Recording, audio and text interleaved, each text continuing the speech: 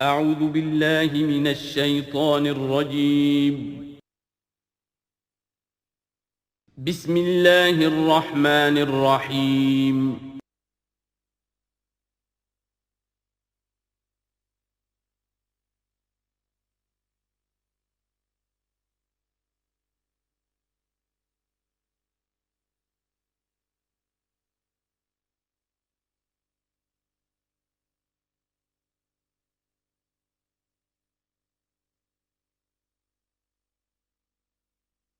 نحمده ونصلي على رسوله الكريم اما بعد فاعوذ بالله من الشيطان الرجيم بسم الله الرحمن الرحيم ايها الذين آمنوا انفقوا مما رزقناكم من قبل ان يأتي يوم لا بيع فيه ولا خلة ولا شفاعة والكافرون هم الظالمون الله لا إله إلا هو الحي القيوم لا تأخذه سنة ولا نوم له ما في السماوات وما في الأرض من ذا الذي يشفع عنده إلا بإذنه يعلم ما بين أيديهم وما خلفهم ولا يحيطون بشيء من علمه إلا بما شاء وسع كرسيه السماوات والأرض ولا يؤوده حفظهما وهو العلي العظيم صدق الله العظيم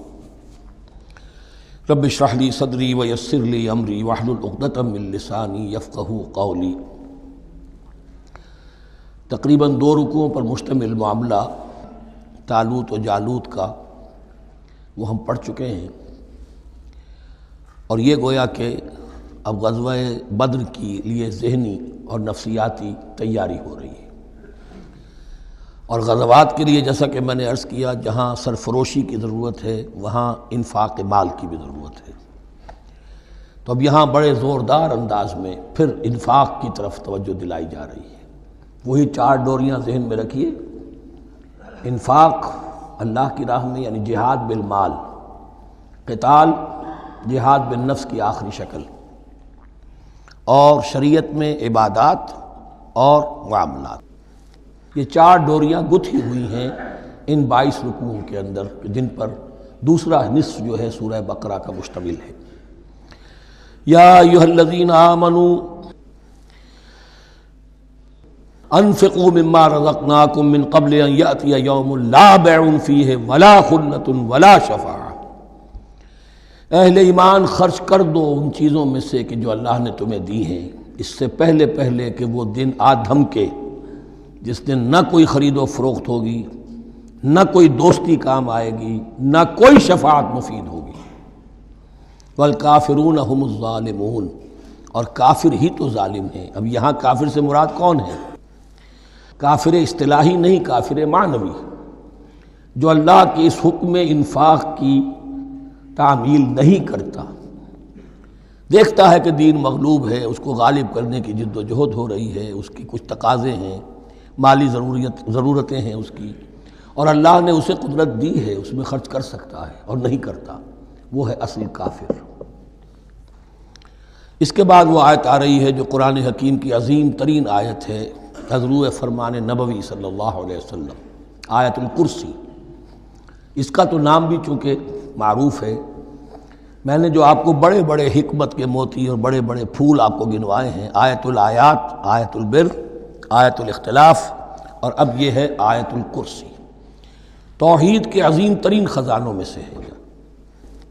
ہی سیدۃ آیات القرآن، حضور نے فرمایا یہ تمام آیات قرآنی کی سردار ہے۔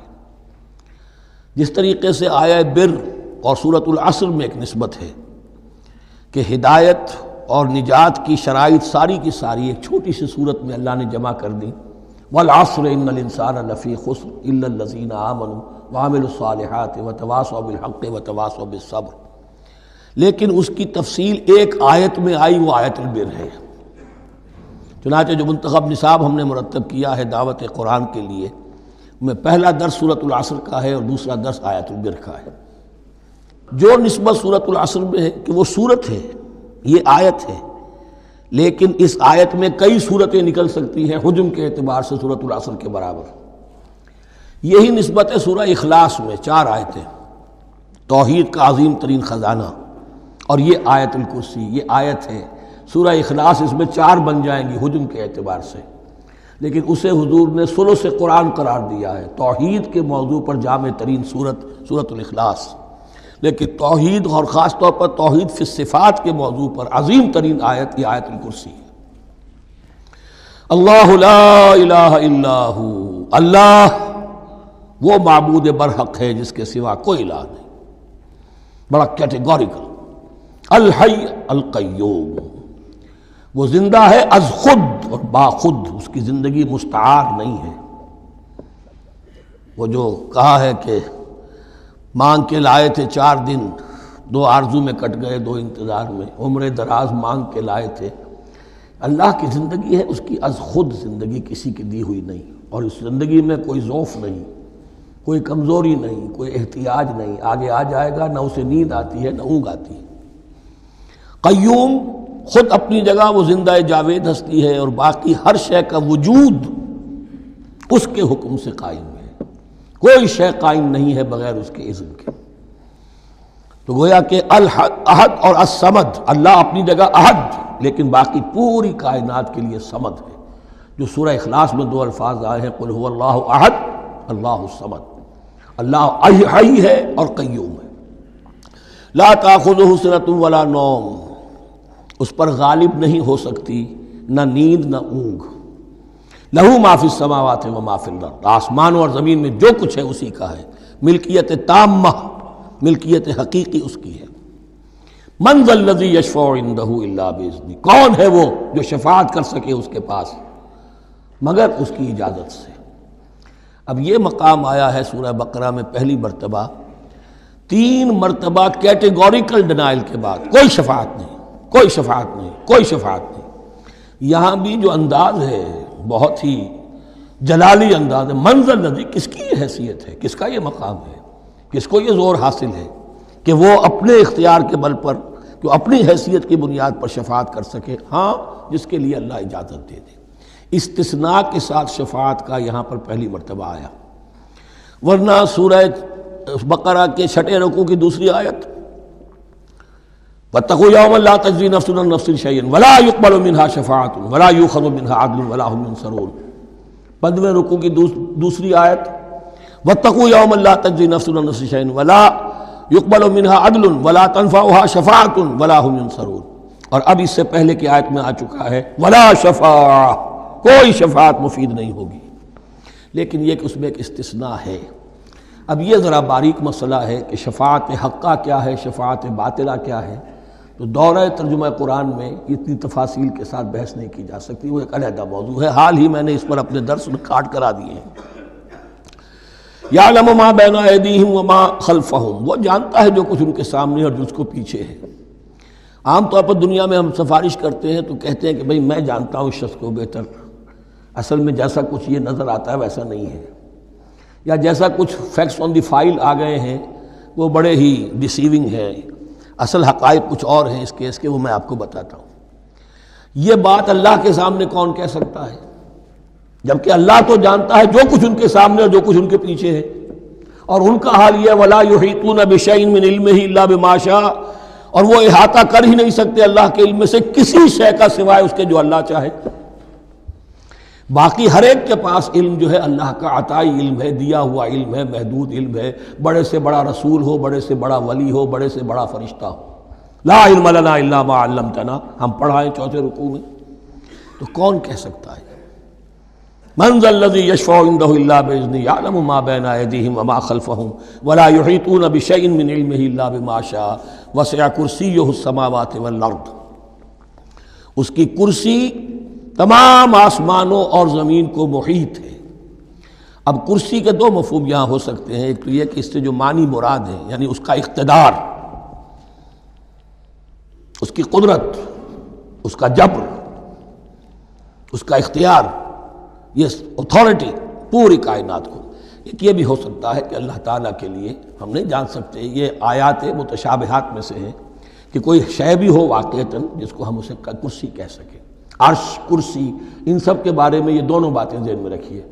یہ بھی ہو سکتا ہے کہ ان کی کوئی مجسم حقیقت ہو، جو ہمارے ذہن سے ہمارے تخیل سے ماورا ہے، اور یہ بھی ہو سکتا ہے اس سے استعارہ مراد ہو۔ اس کا اقتدار و اختیار آسمانوں اور زمین پر چھایا ہوا ہے۔ ولا یعودہ حفظہما، اور اسے تکان طاری نہیں ہوتی، اس پر گراں نہیں گزرتا ان دونوں کا تھامنا، ان دونوں کی حفاظت، آسمانوں کی اور زمین کی۔ وہو العلی العظیم، اور وہ العلی ہے، بلند و بالا، اور عظیم ہے، بڑی عظمت والا۔ یہ آیت الکرسی سیدت و آیات القرآن، تمام آیات قرآنی کی سردار، اور توحید الہی کا ایک بہت بڑا خزانہ۔ لا اکراہ فی الدین، دین میں کوئی جبر نہیں ہے، یعنی یہ کہ کسی بھی شخص کو نہ کبھی جبراً مسلمان بنایا جائے گا، نہ کبھی بنایا گیا۔ استثناءات ہو سکتے ہیں، کسی کا ذاتی کوئی عمل ہو، فعل ہو، کسی نے کیا ہو۔ اسلام میں کسی فرد کو جبراً مسلمان بنانا حرام ہے، لیکن اس آیت کا یہ مطلب نکال دینا کہ نظام باطل کو بھی ختم کرنا جو ہے، اس میں کوئی طاقت استعمال نہیں ہو سکتی، یہ حماقت ہے پرلے درجے کی۔ نظام باطل نظام ظلم ہے، ایکسپلائٹ کر رہا ہے لوگوں کو، اللہ اور بندوں کے درمیان حجاب بن گیا ہے، پردہ بن گیا ہے۔ نظام کو طاقت کے ساتھ ختم کرنا فرض ہے مسلمان کا۔ طاقت نہیں ہے تو ٹھیک ہے، طاقت حاصل کرنے کی کوشش کرتا رہے، لیکن جو مسلمان نظام باطل کو ختم کرنے کی آرزو اور ارادے سے خالی ہے، اس کے دل میں یہ ارادہ نہیں ہے، اس کے دل میں ایمان نہیں ہے۔ طاقت اور جبر نظام کو ختم کرنے پر صرف کیا جائے گا، کسی فرد کو مجبوراً مسلمان نہیں بنایا جائے گا۔ یہ ہے اصل میں اس آیت کا مفہوم۔ لا اکراہ فی الدین قد تبین الرشد من الغی، رشد، ہدایت واضح ہو چکی ہے کجی سے، جتنی کجیاں ہیں، جتنے غلط راستے ہیں، جتنی شیطانی پگڈنڈیاں ہیں، ان سے جو صراط المستقیم ہے اس کو بالکل مبرہن کر دیا گیا ہے۔ فمن یکفر بالطاغوت، تو جو کوئی بھی طاغوت کا انکار کرے گا، دیکھیے اللہ پر ایمان لانے سے پہلے طاغوت کا انکار ضروری ہے۔ جیسے لا الہ الا اللہ، تو طاغوت، اور طاغوت کون ہے؟ طغا سے سرکش، جس نے اپنی حاکمیت کا اعلان کیا وہ طاغوت، جس نے غیر اللہ کی حاکمیت کو تسلیم کیا وہ طاغوت، اس کے تحت بننے والے سارے انسٹیٹیوشنز طاغوت، جو بھی ادارے ہوں، چاہے کتنے ہی خوشنما ادارے ہوں۔ ہے عدلیہ، لیکن وہ عدلیہ اللہ کے قانون کے مطابق فیصلے نہیں کر رہی، کچھ اور لوگوں کے بنائے ہوئے قانون کے مطابق فیصلے کر رہی، وہ طاغوت ہے۔ جو بھی اللہ کے حدود بندگی سے تجاوز کرتا ہے وہ طاغوت ہے۔ طغیانی کسے کہتے ہیں؟ پانی دریا کی حدوں میں بہہ رہا ہے، لیکن جب وہ اپنی حدوں سے نکلا طغیانی پہ ہے۔ دریا کو اپنی موج کی طغیانیوں سے کام، کشتی کسی کی پار ہو یا درمیان رہے، اسے اس کی کیا فکر ہے؟ تو طغا اور بغا، یہ دونوں بڑے قریب کے الفاظ ہیں، بغاوت اور طغیانی۔ فمن یکفر بالطاغوت، طاغوت کا انکار، جو کوئی کفر کرے طاغوت کے ساتھ، وَيُؤْمِن بِاللَّهِ، اور پھر اللہ پر ایمان لائے۔ طاغوت سے بھی دوستی، اللہ پر بھی ایمان، اللہ کے دشمنوں سے بھی یارانہ، اور اللہ کے ساتھ بھی وفاداری کا دعویٰ، یہ چیز نہیں چل سکتی، یہی منافقت ہے۔ یکسو ہو جاؤ، حنیفا مسلما، فقد استمسک بالعروۃ الوثقی، جس شخص نے یہ کام کر لیا، طاغوت کی نفی اور اللہ پر ایمان، اس نے تو مضبوط کنڈا تھام لیا۔ تو سمجھئے کہ اگر کوئی شخص کسی جہاز، سمندری جہاز میں عرشے پر سے گر جائے، تیرنا بھی نہ آتا ہو، کسی طرح ہاتھ پاؤں مار کر وہ کسی کنڈے کے اوپر اگر ہاتھ اس کا پڑ گیا، تو اب وہ سمجھتا ہے کہ اس کو میں نہیں چھوڑوں گا، میری جان اسی سے وابستہ ہے، زندگی اسی سے ہے۔ تو وثقہ، وہ کنڈا اگر کمزور ہے تو پھر گیا، وہ اس کے وزن سے کنڈا ہی نکل گیا، لیکن وہ کنڈا کہ جو مضبوط ہے، فقد استمسک بالعروۃ الوثقی، اس نے تو بڑے مضبوط کنڈے پر ہاتھ ڈال دیا ہے، یعنی طاغوت کا انکار اور اللہ پر ایمان، اس نے تھام لیا ہے بہت مضبوط کنڈا۔ اسی لیے ایک حدیث میں آتا ہے اوثق العرا کلمۃ التقوی، یہ جو عروہ کی جمع ہے عرا، اور وثقہ اوثق جو ہے اس کا مذکر ہوگا۔ تمام کنڈوں میں سب سے بڑا مضبوط کنڈا جو ہے وہ تقوی کا کنڈا ہے، اس کو تھامو مضبوطی کے ساتھ۔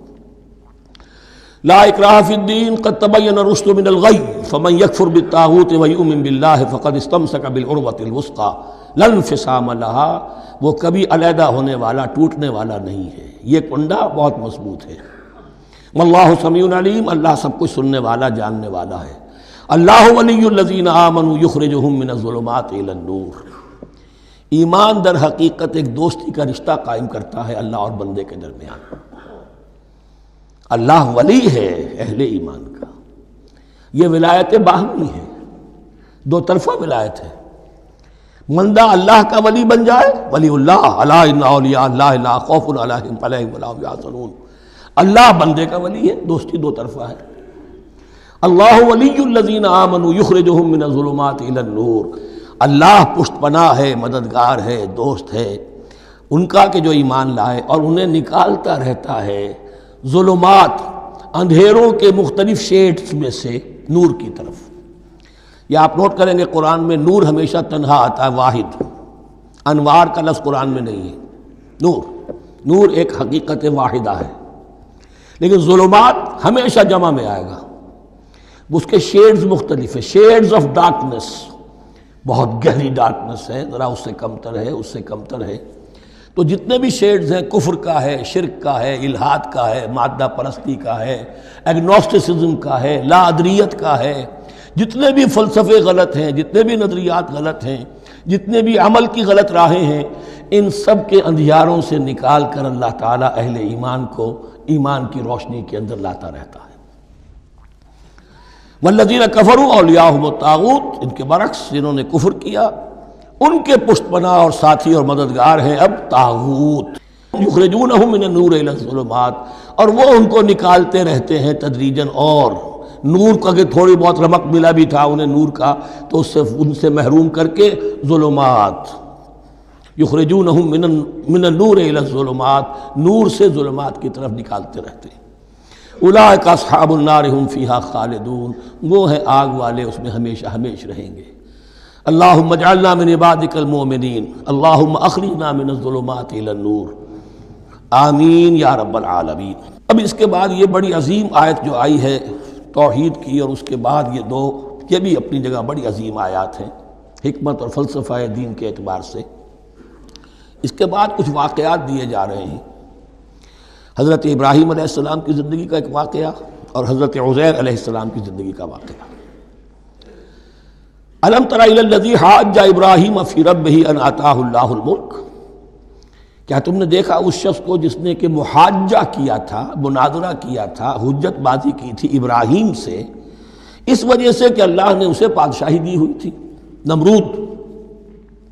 یہ ذہن میں رکھیے کہ نمرود اصل میں لقب تھا، کسی کا نام نہیں تھا، جیسے فرعون مصر کے بادشاہوں کا لقب ہے، فرعونہ۔ نماردہ جو ہے یہ عراق کے بادشاہ تھے، بیبیلونیا۔ تو حضرت ابراہیم کی پیدائش بھی شہر ار میں ہوئی تھی، کہ جو بیبیلونیا کا ایک شہر تھا عراق کا، اور وہاں بادشاہت تھی نمرود کی۔ جیسے فرعون نے مصر میں دعویٰ کیا تھا اپنی بادشاہی کا اور اپنی خدائی کا، اور یہ ہے سیاسی بادشاہی، یہ نہیں کہ ہم نے دنیا پیدا کی ہے، مطلب یہ کہ اختیار مطلق ہمارے ہاتھ میں ہے، ہم جس چیز کو چاہیں غلط قرار دے دیں، جس چیز کو چاہے صحیح قرار دے دیں۔ یہی ہے اصل میں خدائی اختیار ہاتھ میں لے لیا۔ اللہ کا حق ہے تحلیل و تحریم، کسی شے کو حلال کرنا، کسی کو حرام قرار دینا، اختیار واحد اللہ کے ہاتھ میں ہے۔ جس شخص نے بھی اپنے ذمے لے لیا، قانون سازی کا اختیار لے لیا اللہ کے قانون سے آزاد ہو کر، وہی طاغوت ہے، وہی شیطان ہے، وہی نمرود ہے، وہی فرعون ہے۔ تو اس نے، وہ نمرود نے کہا، محاجہ کیا، اس قال ابراہیم ربی الذی یحیی و یمیت، میرا رب تو وہ ہے جو زندہ کرتا ہے اور مارتا ہے۔ قال انا احیی و امیت، انہوں نے کہا میں بھی کر سکتا ہوں۔ اس نے جیل سے 2 قیدی منگوائے، دونوں کنڈیمڈ تھے، اور ایک کی گردن وہیں اڑائی اور ایک کو کہا جاؤ معاف، دیکھو میں نے جس کو چاہا زندہ رکھا اور جس کو چاہا مار دیا۔ حضرت ابراہیم نے دیکھا کہ یہ کٹ حجتی پر اترا ہوا ہے، تو الاجوبۃ المسکتہ، جواب ایسا دیا جانا چاہیے کہ جو اس کو چپ کر دے۔ قال ابراہیم فإن اللہ یأتی بالشمس من المشرق فأت بها من المغرب، حضرت ابراہیم نے فرمایا اللہ تو سورج کو نکالتا ہے مشرق سے، اگر تو خدائی کا مدعی ہے تو نکال کے دکھا اسے مغرب سے۔ فبہت الذی کفر، تو مبہوت ہو کر رہ گیا وہ کافر۔ اب اس کے پاس کوئی جواب نہیں تھا۔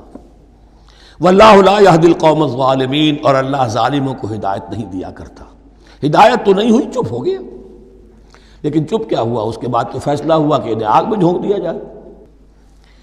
او کالذی مر علی قریۃ وہی خاویۃ علی عروشها، یا پھر اس شخص کے واقعے کو ذرا یاد کرو، کیا تم نے نہیں دیکھا کہ جس کا گزر ہوا ایک بستی پر اور وہ اوندھی پڑی ہوئی تھی اپنی چھتوں پر۔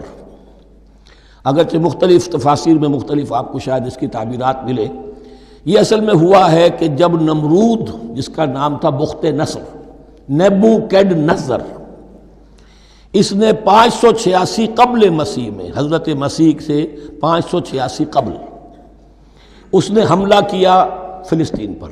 دیکھیے عراق اور فلسطین کی، اسرائیل کی اور عراق کی اس وقت بھی سب سے بڑی دشمنی ہے آپس میں، وہی دشمنی جو ہے 2500 سال پرانی بھی ہے۔ اس نے وہ نمرود بابل، نیبوکیڈنیزر جس کا نام تھا، اس نے حملہ کیا، 12 لاکھ کی آبادی تھی، 6 لاکھ کو قتل کیا اور 6 لاکھ کو بھیڑوں بکریوں کی طرح ہانکتا ہوا قیدی بنا کر لے گیا۔ 150 برس تک کیپٹیوٹی میں رہے ہیں یہ، اور یروشلم اجڑا رہا ہے، کوئی نفس نہیں، کوئی متنفس نہیں تھا، کوئی انسان نہیں، کوئی 2 اینٹیں سلامت نہیں چھوڑی۔ اسی وقت وہ ہیکل سلیمانی جو ہے وہ شہید کیا گیا، اور ان کے کہنے کے مطابق اس کے ایک تہخانے میں وہ تابوت سکینہ بھی تھا جہاں ربائی ان کے موجود تھے، اور وہ ربائی بھی وہیں پر ان کی موت واقع ہوئی، اور تابوت سکینہ بھی ہے، اگر ان کا قول صحیح ہے۔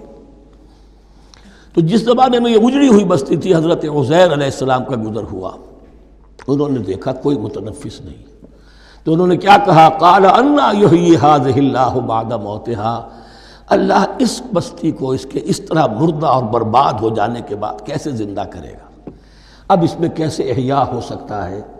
دوبارہ کیسے اس میں لوگ آ کر آباد ہو سکتے ہیں؟ اتنی بڑی بربادی، اتنی تباہی، کوئی متنفس نہیں، کوئی 2 اینٹیں سلامت نہیں۔ فَأَمَاتَهُ اللَّهُ مِئَةَ عَامٍ ثُمَّ بَعَثَهُ، تو اللہ نے اس پر موت وارد کر دی 100 برس کے لیے، اور پھر انہیں اٹھایا۔ قَالَ كَمْ لَبِثْتَ، سوال کیا کتنے عرصے رہے ہو یہاں؟ حضرت عزیر جو ہیں، چونکہ جو رینائسنس ہوا ہے تاریخ بنی اسرائیل میں، اس کے نقیب، اس کے اصل جو بنیاد ہے وہ یہ ہے۔ انہوں نے پھر اصلاح کی، جو زوال ان میں آیا تھا اخلاقی اور دینی، پھر یہ اٹھے کمر کس کر، جب اللہ تعالیٰ نے یہ مشاہدات کرا دیے، اور پھر جا کر وہاں تبلیغ کی اور دعوت کی دی، اور وہی ان یہودیوں کے اندر جو کیپٹیوٹی میں تھے انہیں پھر اصل دین کی تعلیم دی، روح دین کو زندہ کیا، تو گویا کہ وہاں سے پھر ان کا احیاء ہوا ہے۔ کب لبثت، کتنے عرصے رہے ہوگے تم؟ قال لبثت یوما و بعض یوم، اب اس کو ایسے محسوس ہوا جیسے سویا تھا تھوڑی دیر کے لیے، میں 1 دن رہا ہوں یا دن کا کچھ حصہ۔ قال بل لبثت 100 عام، نہیں، اللہ نے فرمایا نہیں، تم 100 سال رہے ہو۔ فانظر الی طعامک و شرابک لم یتسنہ، تو ذرا اپنے کھانے اور جو مشروب تمہارے ساتھ تھا سفر میں، ذرا اس کو دیکھو، ان کے اندر کوئی بساند پیدا نہیں ہوئی، سڑے نہیں ہیں، ان کے اندر کوئی خرابی پیدا نہیں ہوئی۔ وانظر الی حمارک، آپ دوسری طرف اپنے گدھے کو دیکھو جو تمہاری سواری کا گدھا تھا۔ وَلَنَجْعَلَكَ آیَةً لِلنَّاسِ، وہ بالکل ختم ہو چکا تھا، اس کی ہڈیاں ہی رہ گئی تھیں، گوشت گل چکا تھا، کچھ نہیں تھا، 100 برس۔ وانظر الی حمارک وَلِنَجْعَلَكَ آیَةً لِلنَّاسِ، اور ہمیں تو بنانا ہے تجھے ایک نشانی لوگوں کے لیے، یعنی خود اے عزیر تمہیں ایک نشانی بنانا ہے، اور تمہیں نشانی بنانے کے لیے یہ نشانی ہم تمہیں دکھا رہے ہیں، تاکہ یقین جو ہے، یقین کامل تمہارے اندر پیدا ہو جائے۔ وانظر الی حمارک ولنجعلک آیۃ للناس وانظر الی العظام، اب دیکھو ان ہڈیوں کو، کیف ننشزھا، کیسے ہم انہیں اٹھاتے ہیں، ابھارتے ہیں، وہ ہڈیاں خود ابری اور جڑ کر کھڑی ہو گئی۔ ثم نکسوھا لحما، پھر دیکھو تمہاری نگاہوں کے سامنے اس کو گوشت پہناتے ہیں۔ فلما تبین لہ، جب یہ سب اس کے سامنے واضح ہو گئی بات، مشاہدہ بھی کر لیا، قال اعلم ان اللہ علی کل شیء قدیر، ان کا میں نے پوری طرح جان لیا، مجھے پورا یقین قابل حاصل ہو گیا کہ اللہ ہر شے پر قادر ہے، یعنی وہ اس اجڑی ہوئی بستی کو بھی دوبارہ آباد کر سکتا ہے۔ جو میں نے سمجھا تھا کہ اب یہ کیسے آباد ہوگی، یہ بات نہیں ہے، یہ آبادی اللہ تعالیٰ کے اختیار میں۔ چنانچہ اس کے بعد ہوا، اس لیے کہ اس کے بعد واقعہ تو یہ ہوا کہ جو ایران کا بادشاہ تھا کیخورس یا سائرس، ذو جن کو کہ قرآن مجید ذوالقرنین کہتا ہے، جن کا تذکرہ سورہ کہف میں آئے گا۔ پھر آپ کو معلوم ہے کہ یہ پیلسٹائن، ادھر عراق کے بعد ایران، دشمنیاں تو تھیں کہ خورس نے حملہ کیا بابل پر، عراق پر، اور دشمن کا دشمن دوست ہوتا ہے، تو یہودیوں کو اجازت دے دی، کیپٹیوٹی سے اجازت دے دی، جاؤ تم واپس جاؤ، اپنا شہر دوبارہ بناؤ۔ چنانچہ وہ گئے اور پھر انہوں نے جا کر وہاں پر 136 سالوں میں ان کی دوبارہ جو ہے یہ بستی بسی، اور پھر یروشلم کو انہوں نے آباد کیا، اور پھر انہوں نے وہاں ہیکل سلیمانی دوبارہ بنایا، جس کو وہ سیکنڈ ٹیمپل کہتے ہیں۔ وہ سن 70 عیسوی میں ٹائٹس رومن جنرل کے ہاتھوں تباہ ہوا تھا، جو اب تک تباہ ہوا پڑا ہے۔ 1927 برس سے ان کا کعبہ زمیں بوس ہے، یہ نوٹ کر لیجئے اس بات کو۔ اسی لیے آگ لگی ہوئی آج دنیا بھر کے یہودیوں کے دلوں میں۔ اب تو ہماری حکومت ہے وہاں پر، ہم اپنا یہ جو بھی کچھ یہاں پر اس احاطے میں بنا دیا گیا ہے سب کو ختم کریں گے اور اپنا ہیکل سلیمانی بنائیں گے۔ اس کے بلو پرنٹس بن چکے ہیں، نقشے بن چکے ہیں، ہر چیز تیار ہے۔ بس کسی دن کوئی ایک دھماکہ ہوگا، کوئی بم جو ہے کہیں پر پلانٹ کیا جائے گا، خبر آ جائے گی کہ کسی فینیٹک نے کہیں وہاں پر جا کر رکھ دیا، جیسے ایک فینیٹک گیا تھا مسجد الخلیل میں اور 70 مسلمانوں کو شہید کر کے خود بھی اس نے خودکشی کر لی تھی، اور ڈاکٹر تھا، امریکن ڈاکٹر گولڈسٹین۔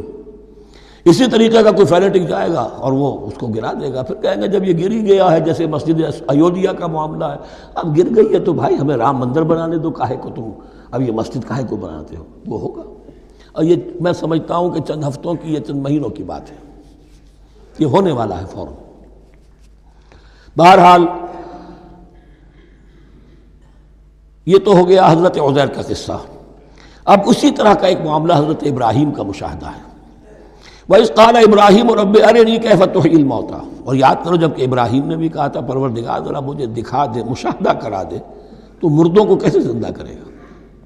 قَالَ أَوَلَمْ تُؤْمِنْ، اللہ تعالیٰ کا سوال جو ہے بہت تیکھا ہے، تو کیا تم ایمان نہیں رکھتے؟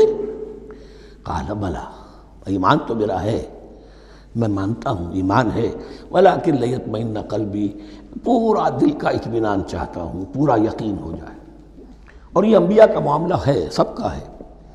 انبیاء کو چونکہ ایمان اور یقین کا ایک ایسی فرنس بنانا ہوتا ہے کہ جن سے ایمان و یقین دوسروں میں سرایت کرے، تو ان کے ایمان و یقین کے لیے انہیں مشاہدات ایسے کرا دیے جاتے ہیں کہ پھر ان کے لیے وہ ایمان صرف ایمان بالغیب نہیں رہتا، بلکہ وہ ایمان بالشہود بھی ہو جاتا ہے۔ کذالک نری ابراہیم ملکوت السماوات والارض، اسی طرح ہم نے دکھائے ابراہیم کو آسمان اور زمین کے ملکوت، جو بھی ہماری حکومت ہے، جو وہ مخفی حکومت ہے، جو کاسمک ایک اسٹیٹ ہے، اس کی گورنمنٹ ہے اور اس کے تمام اہلکار ہیں، فرشتے ہیں، ہم نے مشاہدہ کرایا ابراہیم کو۔ حضور کو اسی لیے شب معراج میں لے جایا گیا کہ ہر شے کو اپنی آنکھوں سے دیکھ لیں، تو وہ یقین کامل پھر ہو جاتا ہے کہ جس میں کسی درجے میں بھی پھر تو یہ ہے کہ وہ خود ایک بھٹی بن جاتے ہیں ایمان اور یقین کی۔ قال بلا ولکن لیطمئن قلبی قال فخذ اربعۃ من الطیر فصرهن الیک، تو فرمایا اچھا ٹھیک ہے 4 پرندے لے لو، انہیں اپنے ساتھ ملا لو، ہلا لو کہ وہ تمہارے ساتھ تمہاری آواز سن کر آ جایا کریں۔ ثم اجعل علی کل جبل منہن جزءا، پھر ان کے ٹکڑے کرو اور ہر پہاڑ پر ایک ایک ٹکڑا رکھ دو۔ تو جو تفسیر میں آتی ہیں یہ کہ ان میں سب کا سر علیحدہ کیے، ٹانگیں علیحدہ کی، پر علیحدہ کیے، دھڑ علیحدہ کیے، ایک پہاڑ پر چاروں سر رکھ دیے، ایک پہاڑ پر چاروں کے دھڑ رکھ دیے، ایک پہاڑ پر چاروں کے، اس طریقے سے مختلف اجزاء میں تقسیم کر دیا۔ قال فخذ اربعۃ من الطیر فصرهن الیک ثم اجعل علی کل جبل منہن جزءا، پھر ہر پہاڑ پر ان میں سے ایک ایک حصہ رکھ دو۔ ثم ادعوہن، پھر ان کو ذرا پکارو، وہی سیٹی بجاؤ جو تم بجاتے تھے ان کو بلانے کے لیے۔ یاتین ثم ادعوہن یاتینک سایہ، وہ دوڑتے ہوئے آ جائیں گے۔ وَاعْلَمْ أَنَّ اللَّهَ عَزِیزٌ حَکِیم، اور جان لو اس بات کو یقین کے ساتھ کہ اللہ تعالیٰ زبردست ہے، کمال حکمت والا۔ اب 2 رکوع آ رہے ہیں انفاق فی سبیل اللہ پر، اور یہ قرآن مجید کا ذروۂ سلام ہے انفاق کے موضوع پر۔ لیکن ان کو پڑھنے سے پہلے نوٹ کر لیجئے کہ اللہ کی رضا جوئی کے لیے اپنا مال خرچ کرنا جو ہے، اس کے لیے دین میں کئی اصطلاحات ہیں۔ کھانا کھلانا، یطعمون الطعام علی حبہ مسکینا و یتیما و اسیرا، آت المال علی حبہ ذوی القربى والیتامى، ایتاء مال، اعطاء، پھر اس سے آگے آتا ہے صدقہ، زکوٰۃ، انفاق، قرض حسنہ۔ یہ 5-6 ٹرمز ہیں، لیکن ان ٹرمز کے اندر ایک تقسیم ذہن میں رکھیے کہ 2 مدیں ہیں بڑی بڑی اللہ تعالیٰ کی رضا جوئی کے لیے مال خرچ کرنے کی۔ ایک مد ہے غرباء، یتامہ، مساکین، محتاج، بیوائیں، ان کے لیے، یعنی ابنائے نو میں سے، یہ آپ کے معاشرے کے اجزاء ہیں، آپ کے بھائی بند ہیں، آپ کے رشتہ دار ہیں، آپ کے اعزاء و اقرباء ہیں، ان کے لیے خرچ کرنا۔ تو یہ بھی اللہ کو بہت پسند ہے، اس کا اجر ملے گا، یہ بھی گویا کہ اللہ تعالیٰ ہی کے لیے آپ نے خرچ کیا۔ ایک عین اللہ کے دین کے لیے خرچ کرنا، انفاق کا لفظ اس کے لیے ہے، اور قرض حسنہ اس کے لیے۔ انفاق کے مال، انفاق فی سبیل اللہ، اللہ کی راہ میں خرچ کرنا، اللہ کے دین کی دعوت کو عام کرنا، اللہ کی کتاب کے پیغام کو عام کرنا، اللہ کے دین کی دعوت کو اس طرح ابھارنا کہ باطل کے ساتھ زور آزمائی کرنے والی ایک طاقت پیدا ہو جائے، ایک جماعت وجود میں آئے، ان کے لیے اساز و سامان فراہم کیا کرنا تاکہ دین کے غلبے کی ہر مرحلے کے جو تقاضے اور ضرورتیں ہیں وہ پوری ہو سکیں۔ تو جو اس کام میں صرف ہوگا وہ ہے انفاق فی سبیل اللہ، یا اللہ کے ذمے قرض حسنہ۔ تو یہاں اصل میں اس کی بات ہو رہی ہے، انفاق کی۔ مثل الذین ینفقون اموالہم فی سبیل اللہ ہے، مثال ان کی جو اپنے مال خرچ کرتے ہیں اللہ کی راہ میں۔ عام طور پر یہ فی سبیل اللہ جو ہے وہ سبیل پانی کی بنا دی، وہ بھی سبیل ہے، ٹھیک ہے، وہ بھی سبیل تو ہے، نیکی کا وہ بھی راستہ ہے، سبیل اللہ ہے، لیکن یہ کہ فی سبیل اللہ خرچ جو ہے اس کا بالکل مفہوم اور ہے، وہ صدقہ ہے، خیرات ہے۔ زکوٰۃ بھی اصلاً جو ہے وہ غریبوں کا حق ہے، لیکن اس میں بھی ایک مد سبیل اللہ کی رکھی ہوئی ہے۔ اگر تو آپ کے قریب اعزاء و اقارب ہیں، غرباء ہیں، تو ان کا حق فائق ہے، پہلے ان کو دی۔ بہرحال فی سبیل اللہ انفاق۔ مثل الذین ینفقون اموالہم فی سبیل اللہ کمثل حبۃ انبتت 7 سنابل فی کل سنبلۃ 100 حبہ، مثال ان کی جو اللہ کی راہ میں خرچ کرتے ہیں اللہ کے دین کے لیے، ایسے ہے جیسے ایک دانہ کہ اس سے 7 سنبلیں پیدا ہوئیں، 7 خوشیں، 7 بالیاں، یہ 7 سٹے۔ باجرے کا سٹہ ہوگا، کتنے دانے ہوتے ہیں اس میں؟ مکئی کا سٹہ ہے، اس میں کتنے دانے ہیں؟ فی کل سنبلۃ 100 حبہ، اس میں 100 دانے موجود ہیں ہر ایک میں، تو ایک دانے سے 700 دانے وجود میں آ گئے۔ اسی طریقے سے اللہ تعالیٰ جو بھی اس کے دین کے لیے مال خرچ کرے گا اس کے مال میں اضافہ کرے گا، اللہ تعالیٰ ان کو جزا دے گا اور اس کو بڑھاتا رہے گا اپنے ہاں۔ واللہ یضاعف لمن یشاء، اور یہ تو تمہیں تمثیلاً بتایا ہے، اللہ اس سے بھی دگنا کرے گا جس کو چاہے گا، صرف 700 گنا نہیں، اور جتنا چاہے گا بڑھائے گا۔ واللہ واسع علیم، اللہ کے خزانوں میں کوئی کمی نہیں ہے، بڑی وسعت والا ہے اللہ، بہت سمائی والا ہے، اور وہ سب کچھ جاننے والا ہے۔ الذین ینفقون اموالہم فی سبیل اللہ، پھر جو لوگ کہ اپنا مال خرچ کرتے ہیں اللہ کی راہ میں، ثم لا یتبعون ما انفقوا منا ولا اذى، پھر جو کچھ وہ خرچ کرتے ہیں اس کے بعد نہ تو تکلیف پہنچاتے ہیں نہ احسان جتاتے ہیں۔ دیکھیے جی، میں نے اس وقت اتنا چندہ دیا تھا، معلوم ہوا کہ میرا حق جو ہے وہ زیادہ ہے، پھر میری بات مانی جانی چاہیے۔ ہم چندے زیادہ دیتے ہیں تو بات بھی تو ہماری چلنی چاہیے۔ یا اگر کسی جو کارکن کو دیا ہے جو اللہ کے دین کے لیے کام کر رہا ہے، یہ بھی ان 2 رکوعوں کے آخر میں بات واضح ہو جائے گی۔ کوئی شخص اللہ کے دین کے کام میں لگا ہوا، آپ اس کو ساتھ تعاون کر رہے ہیں تاکہ وہ اپنی معاش کے اوپر اپنا وقت نہ لگائے، اپنا پورا وقت جو ہے وہ دین کی خدمت میں لگائے۔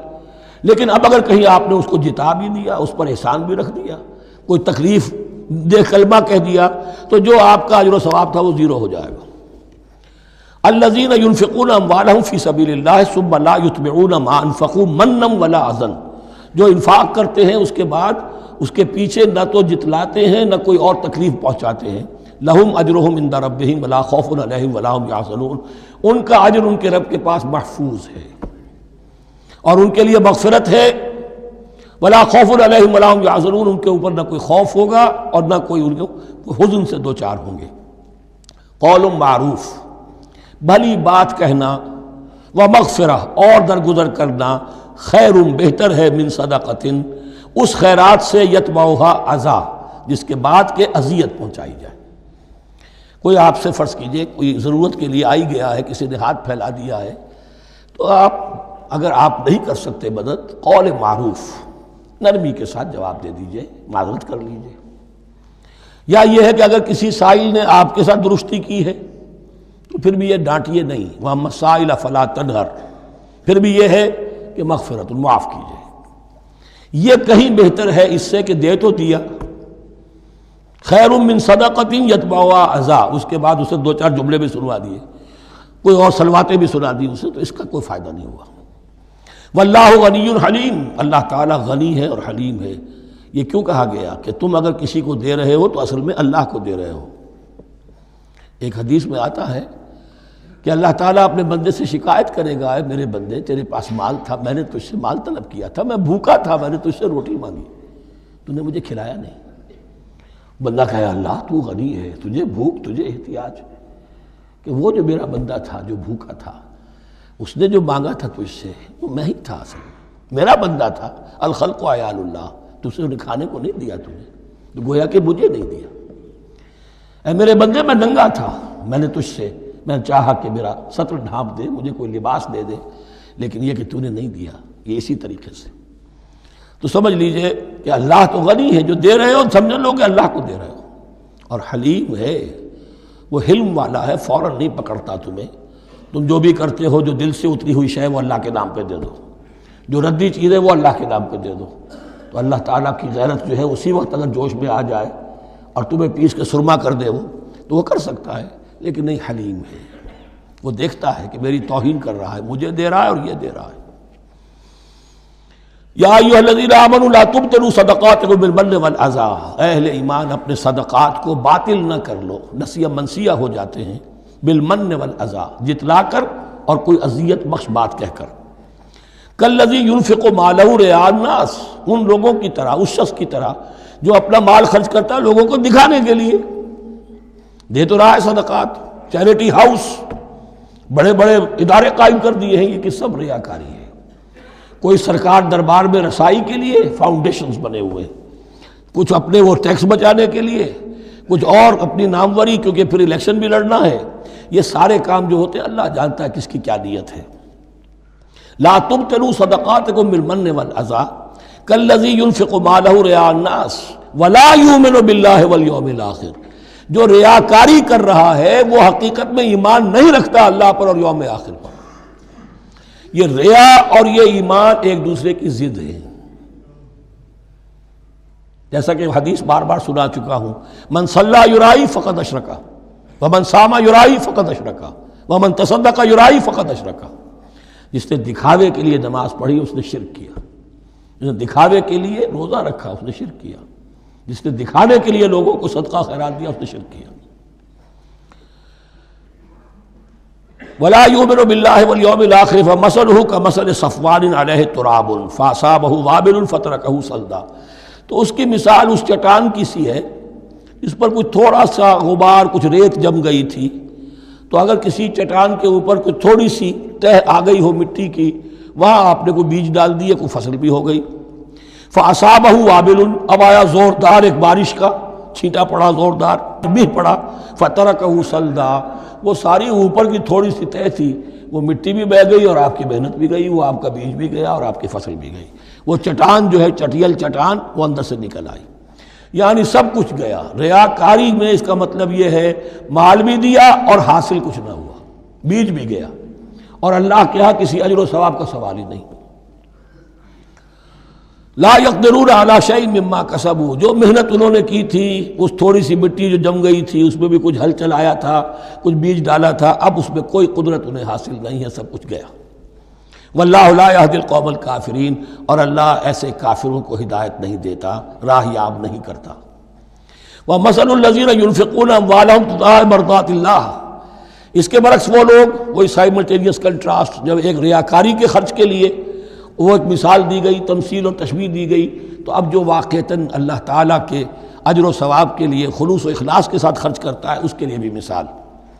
ومثل الذین ینفقون اموالہم ابتغاء مرضات اللہ، اور مثال ان لوگوں کی جو خرچ کرتے ہیں اپنے مال اللہ کی رضا جوئی کے لیے، خوشی حاصل کرنے کے لیے، وَتَثْبِيتًا مِّنْ أَنفُسِهِمْ، اور اپنے عزم کی پختگی کے ساتھ، اپنے نفس کی پختگی کے ساتھ، کمثل جنت، ان کی مثال اس باغ کی ہے بربوۃ، جو ذرا بلندی پر ہے، باغ ہے، جیسا کہ میں نے عرض کیا نیچرل باغ کا یہی تصور ہوتا تھا، ذرا اونچائی پر جو ہے پلانٹیشن ہے، ندی بہہ رہی ہے کوئی دامن میں جس سے خود بخود اس کو اریگیشن ہو رہی ہے، کمثل جنت بربوۃ، یہیں سے یہ قادیانیوں نے لفظ ربوہ لے کر اور اپنا وہ شہر بنایا ہے پاکستان میں۔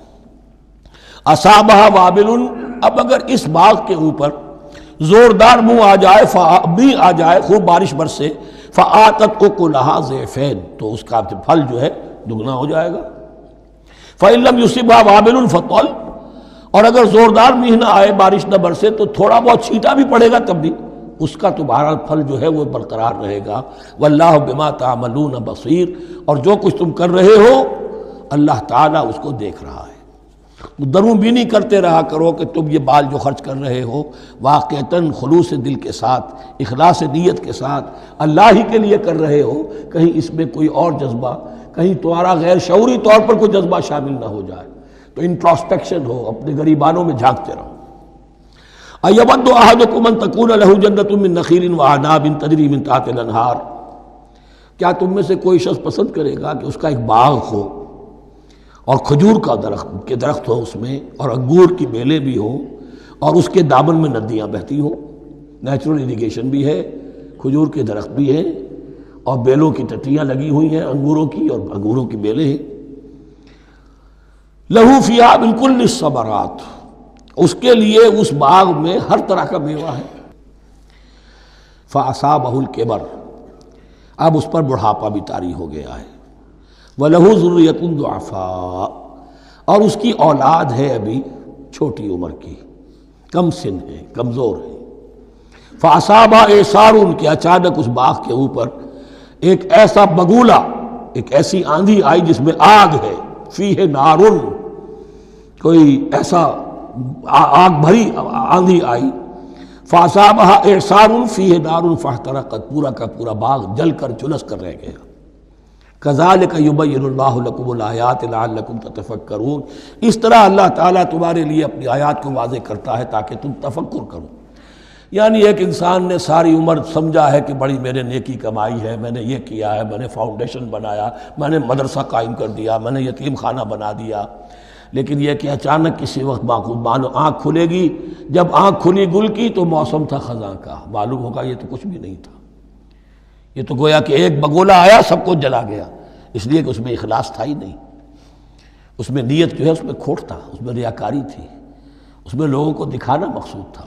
پھر حال وہی ہوگا جس طرح کہ وہ بوڑھا اب کفِ افسوس مل رہا، اب کیا کرے، بوڑھا ہو چکا ہے، دوبارہ تو باغ لگا نہیں سکتا، لہذا جب وہ موت آ جائے گی تو گویا کہ اب اس کے لیے موقع نہیں ہے کہ دوبارہ کوئی کام اور کر سکے۔ یا ایھا الذین آمنوا انفقوا من طیبات ما کسبتم ومما اخرجنا لکم من الارض، اے ایمان والو خرچ کرو، اللہ کے لیے دینا ہے، اللہ کے دین کے لیے دینا ہے، اللہ کے نام پر دینا ہے، من طیبات ما کسبتم، جو چیز تم نے کمائی ہے اس کی اچھی چیز، پاکیزہ چیز، بہتر چیز تو، ومما اخرجنا لکم من الارض، اور جو کچھ ہم نے نکالا تمہارے لیے زمین سے۔ اب زمین سے ظاہر بات ہے جو بھی نباتات آ رہی ہے، چاہے وہ کوئی چراہ گاہ ہے تو اس کے اندر سے جو ہے وہ بھی ہریاول ہے تو اللہ نے پیدا کی ہے، کھیت کے اندر آپ نے محنت کی ہے، ہل چلایا ہے، بیج ڈالے، لیکن یہ کہ فصل کا اگانا تو آپ کے کام ہاتھ نہیں ہے، تو اللہ کے ہاتھ میں ہے۔ تو جو کچھ ہم نے نکالا ہے تمہارے لیے، وَمِمَّا أَخْرَجْنَا لَكُم مِّنَ الْأَرْضِ وَلَا تَيَمَّمُوا الْخَبِيثَ مِنْهُ، اور اس میں سے ردی مال کا ارادہ نہ کرو، تنفقون، کہ اسے خرچ کر دو، زکوٰۃ دینی ہے، عشر دینا ہے، تو جو ردی چیزیں ہیں، اب بھیڑوں بکریوں کا غلہ ہے، ان میں سے اتنی بکریاں نکالنی ہیں، اتنی بھیڑیں ہیں، تو اب جو ذرا کمزور ہیں، لاغر ہیں، بیمار ہیں، نقص والی ہیں، گنتی پوری کرنی ہے نا۔ اسی طریقے سے عشر نکالنا ہے تو گندم کا ڈھیر لگا ہوا ہے، اس میں سے کہیں بارش پڑ گئی تھی، وہ نکال دو۔ ولا تیمموا، تیمم کے معنی یہاں نوٹ کر لیجئے، قصد کرنے کے ہیں۔ ولا تیمم الخبیث منہ، کہ اس میں سے جو ردی مال ہے جو ناپسند ہے اس کا قصد نہ کرو، تنفقون کہ اسے خرچ کرو، ولستم بآخذیہ، اور تم ہرگز نہیں ہوگے اس کو لینے والے۔ ایسا بھی تو ہو سکتا ہے کہ تم محتاج ہو جاؤ اور تمہیں ضرورت پڑ جائے، پھر اگر تمہیں کوئی ایسی چیز دے گا تو تم قبول نہیں کرو گے۔ وَلَسْتُمْ بِآخِذِيهِ إِلَّا أَن تُغْمِضُوا فِيهِ، الا یہ کہ چشم پوشی کرنے پر مجبور ہو جاؤ، احتیاج اس درجے کی ہو کہ جو بھی مل جائے، ردی مل جائے، اچھا مل جائے، نفیس مل جائے، خبیث مل جائے، جو بھی مل جائے چشم پوشی کرو۔ اس کے سوا آدمی جو ہے وہ اپنے طیب خاطر کے ساتھ جو ہے وہ ردی شے قبول نہیں کر سکتا۔ وَاعْلَمُوا أَنَّ اللَّهَ غَنِيٌّ حَمِيدٌ، پھر دیکھیے غنی کا لفظ، جو کچھ دے رہے ہو یہ نہ سمجھو کہ اسے دے رہے ہو، محتاج کو دے رہے ہو، ضرورت مند کو دے رہے ہو، بلکہ یوں سمجھو کہ اللہ کو دے رہے ہو۔ وَاعْلَمُوا أَنَّ اللَّهَ غَنِيٌّ حَمِيدٌ، جان لو کہ اللہ تعالیٰ غنی ہے اور حمید ہے۔ حمید یعنی اپنی ذات میں خود محمود۔ ایک کسی شے کی اچھائی یا حسن یا کمال ایسا ہوتا ہے جسے ظاہر کیا جائے، دیکھو بھائی اس میں یہ خوبصورتی ہے، اور ایک وہ خوبصورتی ہوتی ہے جو از خود ظاہر ہے۔ حاجت مشاطہ نیست صورت دلار آمرا، تو اللہ تعالیٰ اتنا ستودہ صفات ہے، اتنا محمود ہے اپنی ذات میں کہ وہ خود بخود محمود ہے، اسے کسی حمد کی حاجت نہیں ہے، از خود محمود ہے۔ الشیطان یعدکم الفقر ویامرکم بالفحشاء، دیکھو شیطان تمہیں ڈراتا ہے اور تمہیں اندیشہ دلاتا ہے فقر کا، مت خرچ کرو، رکھو، کیا پتہ کیا کل کون سا وقت تم پر آ جائے۔ وَيَأْمُرُكُمْ بِالْفَحْشَاءِ، اور تمہیں حکم دیتا ہے بے حیائی کے کاموں کا۔ وَاللَّهُ يَعِدُكُمْ مَغْفِرَةً مِّنْهُ وَفَضْلًا، اور اللہ وعدہ کر رہا ہے تم سے اپنی طرف سے مغفرت کا اور فضل کا۔ اب دیکھ لو، رخ روشن کے آگے شمع رکھ کر وہ یہ کہتے ہیں ادھر جاتا ہے دیکھیں یا ادھر پروانہ جاتا ہے۔ اب شیطان کی طرف جانا چاہتے ہو، اس کی بات ماننا چاہتے ہو، خوف رکھتے ہو کہیں ایسا نہ ہو جائے کہ فقر آ جائے مجھ پر، مجھے اپنا مال سنبھال کر رکھنا چاہیے، سینتر رکھنا چاہیے، تو تم شیطان کی چال میں آ گئے، تم نے اس کی پیروی کی۔ اور اگر تم نے اپنا اللہ کی راہ میں خرچ کر دیا، اللہ پر اعتماد کرتے ہوئے، وہ میری ساری حاجتیں پوری کرے گا، آج کر رہا ہے کل کرے گا انشاءاللہ۔ تو یہ ہے واللہ یعدکم مغفرۃ منہ وفضلا واللہ واسع علیم، اللہ بہت وسعت والا ہے، اس کے خزانوں کی کوئی محدودیت کا تصور اپنے ذہن میں نہ رکھو، اور سب کچھ جاننے والا ہے۔ یؤتی الحکمۃ من یشاء، لیکن یہ باتیں حکمت کی ہیں، ایک ہے ظاہر ایک ہے باطن۔ باطن جو ہے وہ حکمت سے نظر آتا ہے، ظاہر تو سب کو نظر آ رہا ہے۔ کسی شے کی حقیقت کیا ہے، اہل نظر ذوق نظر خوب ہے، لیکن جو شے کی حقیقت کو نہ دیکھے وہ نظر کیا، وہ حقیقت جس پر عیاں ہو جاتی وہ ہے حکیم۔ اور حکمت اصل میں نام ہے انسان کے عقل اور شعور کی پختگی کا، جب محکم ہو گئی عقل، اس کا شعور پختہ ہو گیا، استحکام اسی سے بنا ہے حکمت۔ یؤتی الحکمت، اللہ تعالیٰ یہ فہم کی پختگی، عقل کی پختگی، شعور کی پختگی، حقائق رسی، حقائق تک پہنچ جانے کی صلاحیت دیتا ہے جس کو چاہتا ہے۔ وَمَن یُؤْتَ الْحِکْمَةَ فَقَدْ أُوتِیَ خَیْرًا کَثِیرًا، اور جسے حکمت دے دی گئی اسے تو خیر کثیر عطا ہو گیا، اس سے بڑا تو خیر کوئی اور ہے ہی نہیں۔ وَمَا يَذَّكَّرُ إِلَّا أُولُو الْأَلْبَابِ، اور نہیں نصیحت حاصل کر سکتے مگر وہی لوگ جو ہوش مند ہیں، جو اولو الالباب ہیں، عقل مند ہیں۔ لیکن جو دنیا پر ریجھ گئے ہیں، جن کے سارا دلی اطمینان اسی پر ہے کہ کافی ہے، بینک بیلنس بھی ہے، یہ بھی ہے، وہ بھی ہے، اتنے سٹاکس بھی ہیں، اتنا یہ بھی ہے، اتنا ہمارا جو ہے وہ جو بیلنس شیٹ آئی ہے اس کے ایسیٹس یہ ہیں، اگر اسی پر سارا بھروسہ اور اطمینان ہے تو ظاہر بات ہے وہ اولو الالباب نہیں ہے۔ وَمَا أَنفَقْتُم مِّن نَفَقَةٍ أَوْ نَذَرْتُم مِّن نَذْرٍ، اور جو بھی کچھ تم خرچ کرتے ہو، جو بھی نفقہ، جو بھی خیرات تم دیتے ہو، اور نظر تم من نظرین، اور یا جو بھی نظر تم دیتے ہو اللہ کے نام پر، منت مانگتے ہو، فإن اللہ یعلم، اللہ تعالیٰ اس سب کو جانتا ہے۔ وما للظالمین من انصار، اور یقیناً ظالموں کے لیے کوئی مددگار نہیں ہوں گے۔